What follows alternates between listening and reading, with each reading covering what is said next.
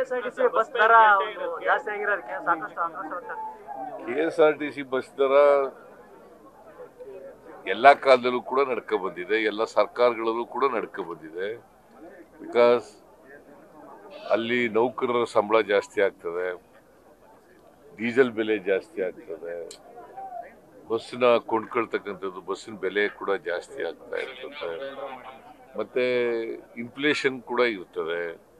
So ನಾವು ಬೆಲೆ ಏರಿಸಿ 5 ವರ್ಷಗಳ ಹಿಂದೆ 2000 ಇಸ್ವಿನಲ್ಲಿ ಬೆಲೆ ಏರಿಸಿದ್ದು, ಬೆಲೆ ಹೆಚ್ಚಿಗೆ ಆಗಿದ್ದು. ಸೊ ನಮ್ಮ ಎಲ್ಲ KSRTC ಕಾರ್ಪೊರೇಷನ್ಗಳಿದ್ದಾವಲ್ಲ ಅವು ಎಲ್ಲ ತೊಂದರೆನಲ್ಲಿದ್ದಾವೆ ಅಂತ ಹೇಳಿದ್ರು. ಹಾಗಾಗಿ ಮತ್ತೆ ಬಹಳ ದಿನಗಳಿಂದ ಬೇಡಿಕೆ ಇತ್ತು, ಅದಕ್ಕೋಸ್ಕರ ಮಾಡಿದ್ವಿ.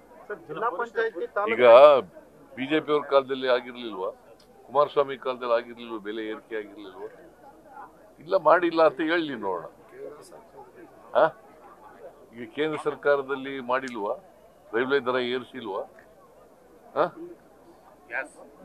ಕಾಂಗ್ರೆಸ್ ಬದಲಾವಣೆಗಳು, ಕೆಪಿಸಿಸಿ ಅಧ್ಯಕ್ಷರ ಬದಲಾವಣೆಗಳು ಹೈಕಮಾಂಡ್ ಅವರು ತೀರ್ಮಾನ ಮಾಡೋದು, ನಾವಲ್ಲ ಮಾಡೋದು.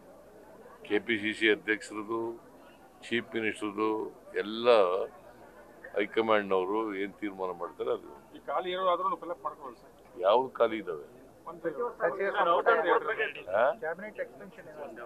ನಾಗೇಂದ್ರ ಅವರು ಒಂದು ಇರಬೇಕು. ಹೌದೌದು, ನಾಗೇಂದ್ರ ಅವರು ಹೈಕಮಾಂಡ್ನವ್ರ ಜೊತೆ ಮಾತಾಡಿ ಅದನ್ನ ಭರ್ತಿ ಮಾಡ್ತಿದ್ದಕ್ಕೆ.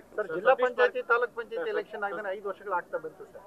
ವಿತೌಟ್ ಯಾರ ಕಾಲದಲ್ಲಿ ನಿಂತದ್ದು? ಯಾರ ಕಾಲದಲ್ಲಪ್ಪ ನಿಂತ್ಕೋದು? ಕಳೆದ ಸರ್ಕಾರದಿಂದಲೇ ಇದೆ ಸರ್.